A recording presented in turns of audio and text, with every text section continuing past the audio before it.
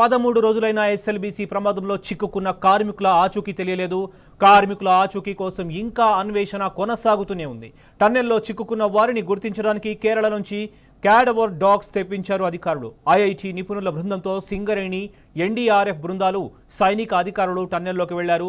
పరిస్థితులను ఎప్పటికప్పుడు గమనిస్తూ సహాయక బృందాలకు దిశానిర్దేశం చేస్తున్నారు disaster management special CS Arvind Kumar. మరోవైపు ఎస్ఎల్బీసీ టన్నెల్ ప్రమాదానికి సీఎం రేవంత్ సహా కేబినెట్ మొత్తం బాధ్యత వహించాలని డిమాండ్ చేశారు BRS working president KTR.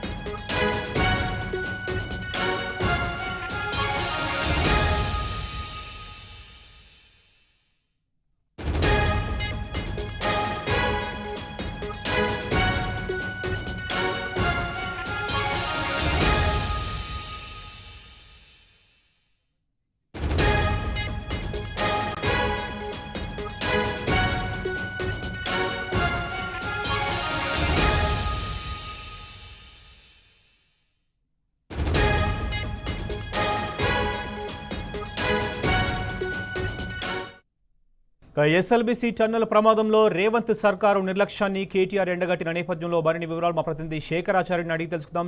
Good evening శేఖరాచార్య, చెప్పండి. 13 రోజులు గడుస్తుంది. ఎస్ఎల్బీసీలో ప్రమాదంలో చిక్కుకున్న 8 మంది ఆచూకీ ఇంకా కనుగొనలేదు. అసలు ఎక్కడ ఉన్నామా మనం అన్న ఒక డౌట్ నెలకొస్తుంది. ముఖ్యంగా ఒక ఐటీకి మారుపేరైనటువంటి హైదరాబాద్, తెలంగాణలో, అదేవిధంగా టెక్నాలజీని కూడా వాడుకునే మన తెలంగాణలో ఇంకా వెనుకబడిన రాష్ట్రాల లాంటి బీహార్ లాంటి రాష్ట్రాల కంటే దిగువన ఉన్నామన్న భావన కూడా కలుగుతుంది. ఎందుకంటే ముఖ్యమంత్రి పట్టించుకోరు, సంబంధిత మంత్రులు, అధికారులు పట్టించుకోరు. ఇన్ని బృందాలు కలిసి ఇప్పటివరకు పనిచేస్తున్న కనీసం ఆచూకీ కూడా కనిపెట్టకపోవడం, దీన్ని ఎట్లా అర్థం చేసుకోవచ్చు? ఇప్పటికైతే ఆచూకైతే లభించలేదు. 13 రోజులు అవుతా ఉంది. లోపల 8 మంది చిక్కుకున్నప్పటికీ ప్రతినిత్యం కూడా ఇంకో గంట మధ్యాహ్నం, సాయంత్రం అని చెప్పేసి చెప్తున్నప్పటికీ కూడా రోజులు గడుస్తా ఉన్నాయి, పూటలు గడుస్తా ఉన్నాయి. కానీ ఇప్పటి వరకు మాత్రం 8 మంది ఆచూకైతే లభించలేదు.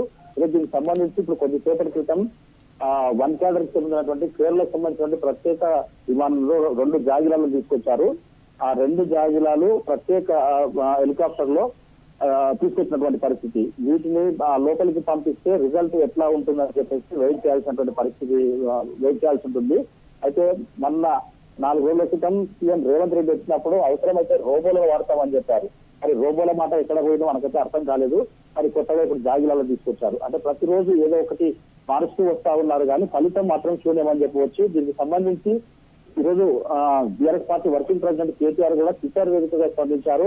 దీనికి అంతటి కూడా కారణం నైతిక బాధ్యత వహించాల్సింది ప్రభుత్వమే అని చెప్పేసి కూడా ఆయన పెద్ద ఎత్తున మండిపడ్డటువంటి పరిస్థితి కనిపించింది. ఎస్ఎల్బీసీ ప్రమాద ఘటన ముమ్మాటికి ప్రభుత్వ నిర్లక్ష్యమే కారణం అని చెప్పేసి ఆయన తీవ్ర స్థాయిలో ప్రభుత్వం పైన ఎస్ఎల్బీసీ టన్నెల్లో ప్రమాదం జరుగుతుందని ముందే తెలిసినప్పటికీ కూడా ప్రభుత్వం నిజాలను దాచిపెట్టిందని చెప్పేసి కూడా ఆయన ఆరోపించినటువంటి పరిస్థితి కనిపించింది.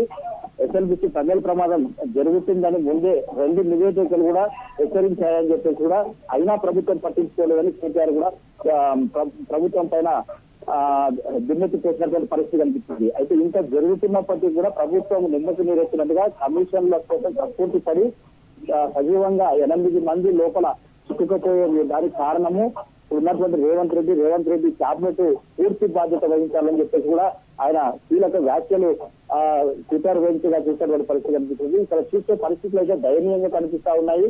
ఈ టన్నెల్ వద్ద దాదాపుగా 12-13 రోజుల నుంచి కూడా వాళ్ళకి సంబంధించినటువంటి గ్రామస్తులు కావచ్చు, కుటుంబీకులు కావచ్చు, ఇంకా ఎప్పుడు వస్తారు మా వాళ్ళు, అసలు ఏం జరిగింది అసలు అనే లోపల వాళ్ళు తెలుసుకునే లోపల మళ్ళీ విషయం మారుతుంది. అక్కడ అంటే ఒక మంత్రి వస్తాడు, ఒక విధంగా చెప్తాడు.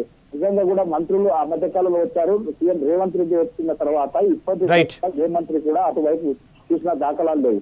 కొత్తగా చూసినట్టయితే ప్రభుత్వం వైఫల్యంగా ఇదని అని చాలా మంది కూడా ఇక్కడ ఆరోపిస్తున్న పరిస్థితి కనిపిస్తా ఉంది.